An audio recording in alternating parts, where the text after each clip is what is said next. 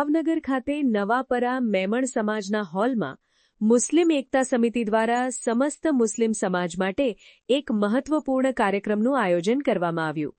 કાર્યક્રમનો મુખ્ય ઉદ્દેશ સમગ્ર સમાજમાં જાગૃતતા લાવવાનો, ખાસ કરીને શિક્ષણના મહત્વ અંગે માર્ગદર્શન આપવાનો તથા સમાજમાં પરસ્પર હળીમળી સૌહાર્દપૂર્વક જીવન જીવવાની ભાવના વિકસાવવાનો હતો.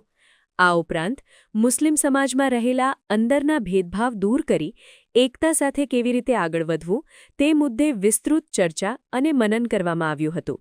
આ કાર્યક્રમમાં સમસ્ત મુસ્લિમ સમાજના આગેવાનો તેમજ સમાજના પ્રતિનિધિઓ મોટી સંખ્યામાં હાજર રહ્યા. આ કાર્યક્રમનું આયોજન ફિરોઝભાઈ પરમાર ઉર્ફે ડોનભાઈની કમિટી દ્વારા કરવામાં આવ્યું હતું. કાર્યક્રમના અંતે સમસ્ત મુસ્લિમ સમાજના સભ્યોએ એક સાથે ભોજન લઈને એકતાનો સંદેશ આપ્યો હતો. આવનારા સમયમાં હું આપ સૌને ગેરંટી સાથે બોલું છું કે અત્યારે આપણું જે યંગસ્ટર છે, યુવા છે, તે જે મહેનત કરી રહ્યું છે અને તેમાં જે પરિવર્તન ચાલુ છે, 10 વર્ષની અંદર ઇન્શાઅલ્લાહ તાલા સરકારી નોકરીઓની અંદર અને સારી સારી પોસ્ટોમાં મિનિમમ 30% આવા મુસલમાનો છે.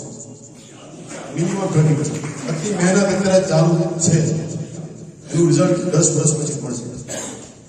આપણે જે કામ કરવાનું છે એઝ એ આગેવાન તરીકે એ શું કરી શકાય જે ફોકસ કરવા જેવું એમાં ખાસ તો એજ્યુકેશન ઉપર, કેમ કે એજ્યુકેશન જો સારું હશે તો ઓટોમેટિક આપણા સમાજમાં ઘણી બધી તરક્કી થશે. તો એની માટે ઘણી બધી જરૂર છે, કેમ કે થોડા ઘણા લોકો છે કે જે લોકો આપણે એજ્યુકેશનમાં એટલા સારા આગળ વધેલા છે.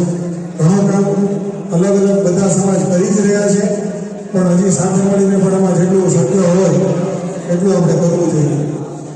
અને એક બીજું જે છે કે ડોક્યુમેન્ટેશન લેવલ પર આપણે લોકો ઘણી બધી જગ્યાએ પાછળ છે, કેમ કે ઘણા બધાને અમે મળીએ છીએ, જોઈએ છે કે ભાઈ જેમ કે જન્મ તારીખમાં નામ અલગ હોય, રેશન કાર્ડમાં અલગ હોય, આધાર કાર્ડમાં અલગ હોય, આ બધું આગળ ઉપરમાં ઘણું મોટું મુશ્કેલીઓ કરી શકે છે. આના ઉપર ઓલરેડી બધા સમાજમાં કામ કરી જ રહ્યા છે, પણ હજી ઓછી જાગૃતિ છે.